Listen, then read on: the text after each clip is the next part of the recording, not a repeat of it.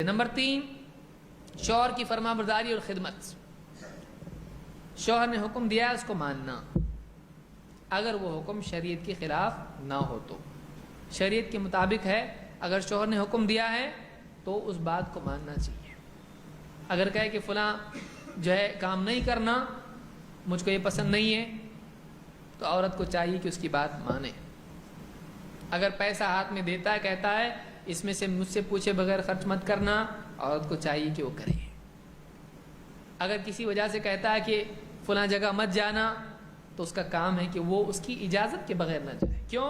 اس سے ہوگا یہ کہ نافرمانی تو ہے ہی ہے، اس کے ساتھ ساتھ اگر اس کو معلوم ہو جائے کہ اس نے میرے بولنے کے باوجود ایسا کیا، تو پھر کیا ہوگا؟ تعلقات میں کشیدگی پیدا ہو جائے گی، رشتے خراب ہو جائیں گے۔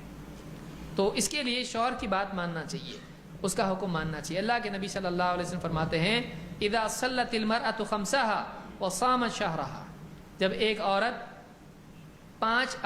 اپنی پانچ نمازیں پڑھے اور مہینے کے رمضان کے روزے رکھے، وحسنت فرجها، اور اپنی شرمگاہ کی حفاظت کرے، زنا سے بچے، واطاعت زوجها، اور اپنے شوہر کی فرما برداری کرے، قیل لها ادخلی الجنة من ای ابواب الجنة شئتی، اس سے کہا جائے گا جنت کے جس دروازے سے تجھ کو چاہیے جا، تو تیری مرضی، جنت میں تو جا ہی جا، تیری مرضی، یہاں سے مت جا، وہاں سے مت جا، نہیں، تیری مرضی، اب جس دروازے سے تو چاہے جنت میں جا۔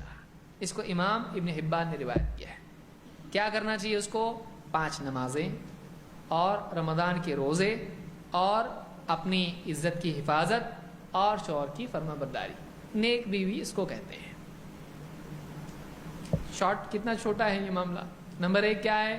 5 ٹائم کی نماز، رمضان کے روزے، زنا کے سارے راستوں سے بچنا جس میں پردہ بھی آئے گا، کیونکہ وہ وہاں تک لے جاتا ہے، زنا سے بچنا، شرمگاہ کی حفاظت۔ اور نمبر 4 کیا ہے؟ شوہر کی فرما برداری۔ تو معلوم یہ ہوا کہ شوہر کی فرما برداری بھی عورت کے لیے ضروری ہے۔ بعض اوقات یہ ماڈرن زمانہ ہے تھوڑا، اس میں ادھر ادھر کی باتیں سن کے بہت ساری عورتیں بعض اوقات دیکھیے قاعدے قانون کی بات کرنے لگ جاتی ہیں، اس سے ہوتا کچھ نہیں ہے۔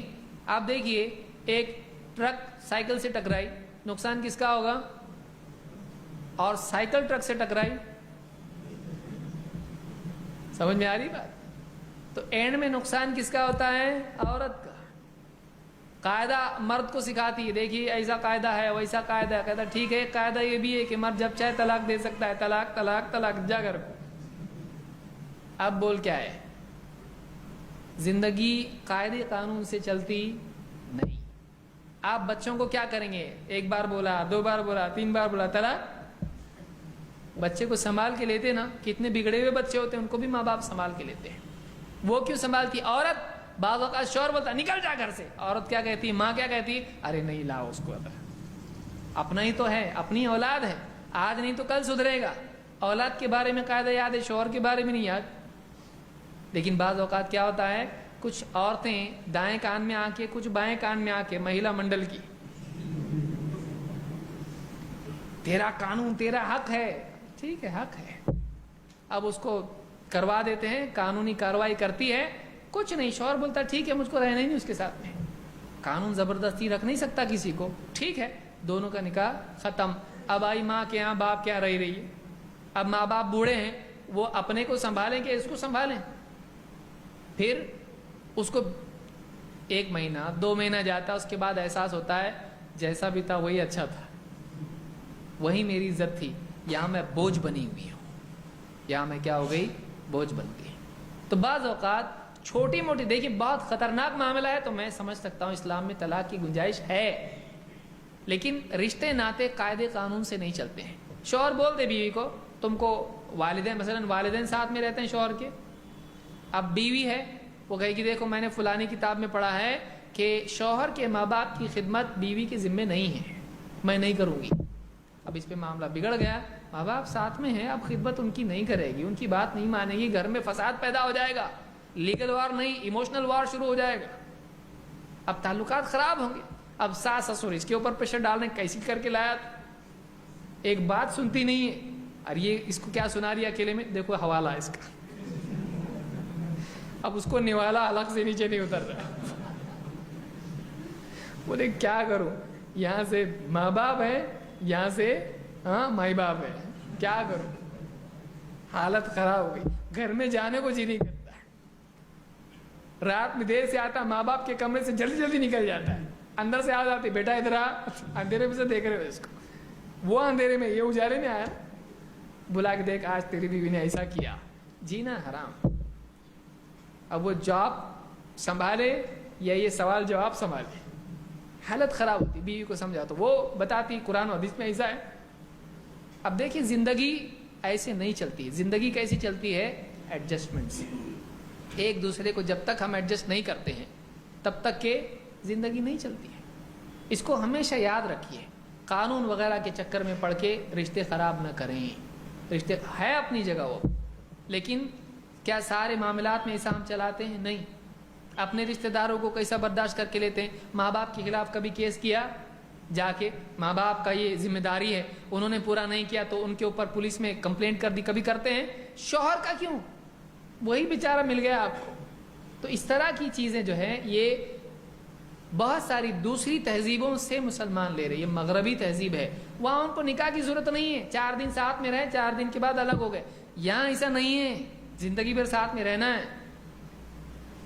اس کے لیے زندگیاں خراب ہو رہی ہیں بہت ساری اس پڑھے لکھے دور میں, ایسی چیزوں کی وجہ سے.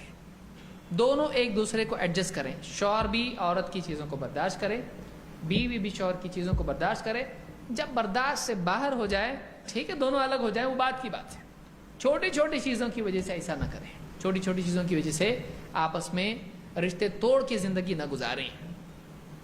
تو اللہ کے نبی صلی اللہ علیہ وسلم فرماتے ہیں, اثنان لا تجاوز صلاتهما رؤوسهما. 2 لوگ ہیں جن کی نماز ان کے سر سے اوپر بھی نہیں جاتی ہے, قبول ہی نہیں. اعمال اوپر جاتے ہیں اللہ کے پاس قبولیت کے لیے. 2 لوگ ہیں جن کی نماز سر سے اوپر بھی نہیں جاتی ہے قبولیت کے اعتبار سے. نمبر 1, عبد آبق من موالیہ حتی یرجع. وہ غلام جو اپنے مالک سے بھاگ جائے, فرار ہو جائے. غلام کو حق ہے جو مالک مانگ رہا ہے تھوڑا پیسہ دے کے اپنے آپ کو آزاد کرا لے, اسلام نے رکھا ہے اس کو بھی, لیکن وہ اس کی قیمت ادا کیے بغیر بھاگ جائے اس سے, تو آپ نے فرمایا کہ اس کی نماز بھی سر سے اوپر نہیں جاتی ہے. اور 2, وامرأۃ عصت زوجہا حتی ترجع. اور وہ عورت جو اپنے شوہر کی نافرمانی کرے جب تک کہ وہ توبہ نہیں کرتی ہے, غلطی چھوڑتی نہیں ہے, تب تک کہ اس کی نماز قبول نہیں ہوتی ہے. نماز قبول نہیں ہوتی جب تک کہ شوہر کی فرما بردار نہ بنے. گناہ کا کام اس میں فرما برداری نہیں ہے, لیکن شوہر کا جو واجبی حکم ہے اس کو پورا کرنا عورت کے لیے ضروری ہے. لہٰذا اس حدیث کی روشنی میں آپ دیکھیے, اگر شوہر کہے کہ ماں باپ کی خدمت کر, میرے ساتھ ماں باپ ہیں ان کی خدمت تم کو کرنی پڑے گی, عورت کو بھی چاہیے کہ وہ کرے. اور شوہر کو بولنے کی نوبت لانا نہیں چاہیے. شوہر کا دل جیتنا ہے تو کیا کرنا ہے, ماں باپ کی اس کی خدمت کرو, اپنے آپ سب صحیح ہو جاتا ہے. کیونکہ وہ تو جائے گا کام پہ, دن بھر اس کو جھیلنا ہے. تو ماں باپ کی اگر خدمت کرے گی, وہ خوش رہیں گے, تو پھر اس کے بھی ساتھ اچھا سلوک کریں گے, شکایت بھی نہیں کریں گے, شوہر کو بھی ٹینشن نہیں آئے گا, وہ بھی خوش رہے گا کہ دیکھو میری غیر موجودگی میں میرے ماں باپ کا خیال رکھتی ہے. تو عورت کو اس کو قانون کے چشمے سے نہیں دیکھنا ہے, اس کو اخلاق کے چشمے سے دیکھنا ہے. سمجھ میں آ رہی بات؟ وہ اس کو قانون کے چشمے سے نہ دیکھے کہ یہ میرے قانون میں بیٹھتا کہ نہیں بیٹھتا, وہ اس کو اخلاق کے چشمے سے دیکھے. پھر شوہر بھی اگر کہے کہ تم نے جو ہار مانگا ہے سونے کا قانون میں نہیں بیٹھتا ہے, ایسا قرآن و حدیث میں سونا مانگے تو لا کے دو, سو جاؤ, سونا سو جاؤ, سونا ہونا کچھ نہیں ہے, اتنا ہے اتنا لا کے دوں گا. اللہ نے ضرورت پوری کرنے کے لیے کہا ہے, خواہشات نہیں. تمہاری ہر خواہش پوری کروں میں, گھومنے کے لیے لے جاؤ, بیٹھو ادھر گھومو گھر میں ہی, وَقَرْنَ فِي بُيُوتِكُنَّ, کو دلیل, گھروں میں بیٹھی رہی ہو, باہر نہیں جانے کا. ایسا کرنے لگے تو کتنا خوش ہوں گی. تو اپنی ہر انسان اپنے آپ کو مرکز بنا کے سب دیکھتا ہے, وہ دوسرے کے چشمے سے دیکھے, دوسرے کی نگاہ سے دیکھے. صفوں میں بھی کیا ہوتا ہے آپ دیکھیے, انسان کی مینٹالٹی ایسی ہے, صف ٹیڑھی ہے تو سب کیا کرتے ہیں, کھڑے ہوتے ہیں, پیچھے ہو جاؤ, آگے ہو جاؤ, یعنی میں مرکز ہوں, میں صحیح ہوں, تم میرے حساب سے آگے پیچھے ہو جاؤ. ہر آدمی ایسا کرتا, کبھی صف ٹیڑھی ہوتی سیدھی ہوتی, کبھی نہیں. خاص طور سے جنازے کی تو کبھی اس کا جنازہ نکل جاتا, ہر آدمی سمجھتا ہے میں صحیح ہوں اور تم میرے حساب سے سیٹ ہو جاؤ سب. یہ انسان ہے, مصیبت ہے یہ. اپنے حساب سے نہ سوچیں, دوسرے کے حساب سے سوچیں تو زندگی بہت صحیح چلتی ہے. تو یہ دوسری چیز. تیسری چیز تھی